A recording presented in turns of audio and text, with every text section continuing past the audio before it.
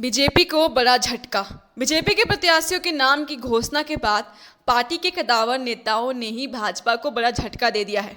भाजपा के पूर्व मंत्री एवं पूर्व विधायक लुईस मरांडी, पूर्व विधायक घाटशिला लक्ष्मण टुडू, पूर्व विधायक बहरागोड़ा कुणाल सांगी, सरायकेला विधानसभा क्षेत्र से भाजपा के पूर्व प्रत्याशी गणेश महली, पूर्व सिंहभूम के भाजपा जिला अध्यक्ष बारी मुर्मू व भाजपा नेता बास्को बेसरा पार्टी ने एक बड़े राजनीतिक घटनाक्रम के तहत सोमवार की रात झारखंड मुक्ति मोर्चा का दामन थाम लिया है।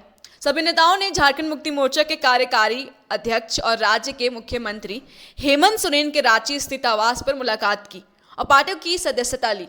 इस अवसर पर झामुमो के केंद्रीय कार्यकारी अध्यक्ष हेमंत सोरेन ने सभी को पार्टी का अंगवस्त्र पहनाकर पार्टी में शामिल किया।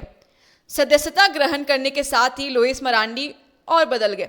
उन्होंने कहा कि भारतीय जनता पार्टी ने एक तरफा निर्णय लेते हुए उन्हें दुंगा के बजाय बरहेट विधानसभा सीट से टिकट दिया, जिससे वो काफी नाराज थी। लुईस मरांडी ने भाजपा पर गंभीर आरोप लगाते हुए कहा कि पार्टी में महिलाओं के सम्मान जैसी कोई बात नहीं है। भाजपा से मोह भंग होने के बाद झारखंड मुक्ति मोर्चा का सदस्य बनने के बाद कुणाल सांगी ने कहा ये उनके लिए घर वापसी है। झारखंड मुक्ति मोर्चा में पुणे शामिल होने के लिए उन्होंने पार्टी के कार्यकारी अध्यक्ष हेमंत सोरेन और गांधी विधायक कल्पना सोरेन के प्रति आभार व्यक्त किया। उन्होंने कहा कि पार्टी जो भी जिम्मेदारी देगी उसे वे बेखूबी से निभाएगी। इधर गणेश महली ने झारखंड मुक्ति मोर्चा में शामिल होने के बाद सीधे तौर पर चांपाई सोरेन पर बड़ा हमला बोला है। उन्होंने कहा कि भारतीय जनता पार्टी में चांपाई सोरेन के शामिल होने के साथ ही उन्होंने पार्टी को पूरी तरह से हाईजैक कर लिया। गणेश महली ने कहा कि ऐसी स्थिति में अभी हम बोल रहे थे कि भारतीय जनता पार्टी को छोड़कर झारखंड मुक्ति मोर्चा का सदस्यता ग्रहण किया है या झारखंड मुक्ति मोर्चा परिवार में हम शामिल हो गए हैं। जैसे मेरे सामने एक परिस्थिति सामने आ गई थी कि और पार्टी ने मुझे कहा कि आपको बरहेट से चुनाव लड़ना होगा, तो हमने कहा कि हम बरहेट से चुनाव नहीं लड़ सकते क्योंकि पिछले 24 साल से हम दुमका के जनता के सेवा में हम लगे हैं और एक हर हवा पानी ईंटा पत्थर हर चीज़ से एक चिर परिचित हम वहाँ से हैं, तो इसीलिए हम वहाँ से चुनाव नहीं लड़ेंगे। और इतना बोलने के बाद भी पार्टी ने घोषणा भी कर दिया और दुमका में किसी और का नाम सामने आ गया। तो इसीलिए हम निर्णय ले लिए कि जब हम अब दुमका से हमें टिकट मिला भी नहीं तो फिर पार्टी से दूर जाने में ही भला है। तो हम ये कह सकते हैं कि भारतीय जनता पार्टी बोलने के लिए तो बोलती है कि महिला को हम सम्मान देते हैं, लेकिन 24 साल से अनवरत पार्टी का हर छोटा बड़ा काम में साथ देने वाले और जनता का सेवा करने वाले महिला को आज इस कदर दरकिनार कर दिया। तो वैसे परिस्थिति में जो हम एक असहाय बेसहारा जैसे हो गए, तो उस परिस्थिति में हेमंत जी से संपर्क हुआ और हेमंत जी जो बहुत ही सहजता से उन्होंने हमें स्वीकार किया और अपने परिवार में शामिल किया और मुझे काफ़ी सुकून मिल रहा है। टिकट मिल गया है, क्या कुछ आश्वासन मिला मैम? देखिए अभी तो हम लोगों ने ज्वाइन किया है, अभी हम लोग ज्वाइन किए हैं और देखिए कोई भी गार्जियन जब होते हैं तो गार्जियन का अपना अधिकार क्षेत्र रहता है कि हम कहाँ कैसे एडजस्ट करें, तो उनको पता है हम लोगों का समस्या क्या है नहीं है। तो बस रात भर का तो मामला है, कल सामने एक चीज़ आ जाए। लेकिन ये लोग आप बोल रही हैं कि दुमका को अच्छे। देखिए मेरे लिए ये मेरे घर में वापस आने की वजह से ऐसा है और जिन कारणों से दिग्भ्रमित होकर कुछ दिनों मुझे अपने परिवार से दूर रहना पड़ा, ये मेरे लिए प्रायश्चित का समय है। मैं अपने झारखंड मुक्ति मोर्चा के सभी सहयोगियों से भी मैं खेद व्यक्त करता हूं अगर मेरे कारण उन्हें कभी लगा हो कि मैंने कुछ ऐसा व्यवहार किया जिससे उन्हें लगा हो, तो मैं उसके लिए भी खेद व्यक्त करता हूं। और आज परिवार में मेरी वापसी हुई है।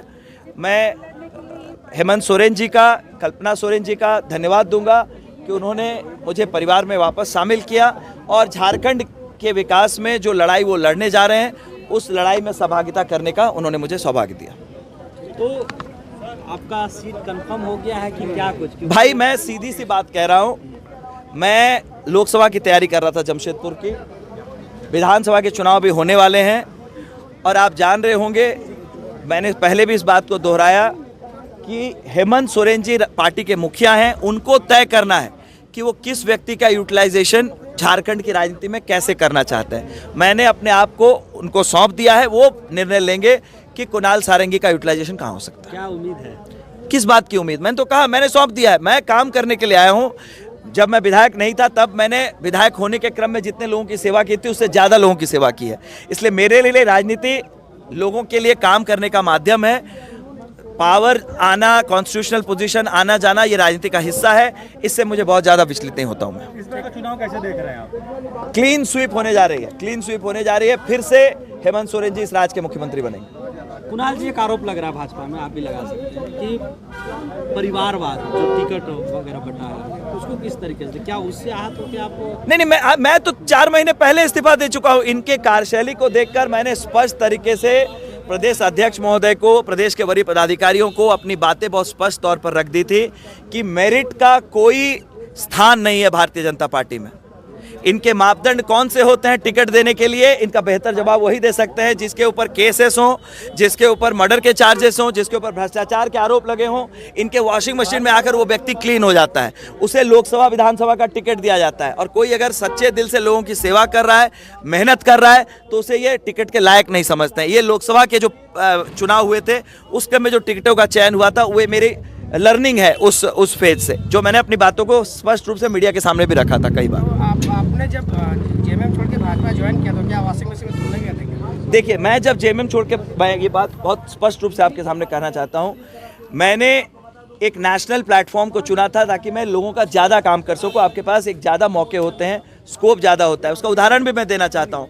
कोविड के समय में जब गुजरात में लोग फंसे हुए थे तो भारतीय जनता पार्टी के गुजरात के साथियों को अनुरोध करके भी मैंने लोगों को मदद पहुंचाई थी। तो मेरा उद्देश्य ये था कि मैं राष्ट्रीय प्लेटफॉर्म का लोगों की सेवा करने में बेहतर काम कर सकूंगा। लेकिन जो मेरा अनुभव रहा, वहाँ पर काम करने वालों की, जो दिन रात लोगों की सेवा करते हैं, वैसे लोगों की आवश्यकता नहीं है। जो स्पष्ट रूप से अपनी बात रखे वैसे लोगों की आवश्यकता नहीं है। आवश्यकता है तो जो गणेश परिक्रमा कर सकें, जो बड़े नेताओं की चमचाई कर सकें, वैसे लोगों की पहचान है, वैसे लोगों का प्रमोशन होता है। और ऐसे लोग जिनका कोई जनाधार नहीं है, जो शायद पंचायत का एक चुनाव भी अपने जीवन में नहीं जीते हो, वो राज्यसभा के सीटों की शोभा बढ़ाने के लिए आए हैं इस पार्टी में। ऐसे लोगों की वहाँ पर उनका मान सम्मान है, उनको प्रमोशन मिलता है। तो ये बातें मैं पहले भी कह चुका हूँ जब मैंने अपना इस्तीफा दिया था पार्टी की प्राथमिक सदस्यता से, और आज मैं अपने आप को बस दोहरा रहा हूँ। बहुत बहुत जिस तरह चंपाई सोरेन जी ने भारतीय जनता पार्टी में आने के बाद जिस तरह चंद दिनों में आके संगठन को हाईजैक करना, इसके कारण हमने पार्टी से त्याग देकर आज झारखंड मुक्ति मोर्चा का सदस्यता में ज्वाइन किया। और आगे पार्टी जो तय करेगा, पार्टी का जो आदेश होगा उस आदेश के अनुसार हम लोग आगे काम करेंगे। गणेश दा, बहुत लोग आए हैं सरायकेला से, तो कौन लड़ेगा चुनाव? देखिए, तो आपको हेमंत दा को तय करना किसको चुनाव लड़ाना है, तो हम लोग पार्टी में अब सम्मिलित हो गए, पार्टी का सदस्यता ग्रहण किए हैं। आगे दादा का जो आदेश होगा उसको हम लोग पालन करेंगे। चलिए, बहुत धन्यवाद।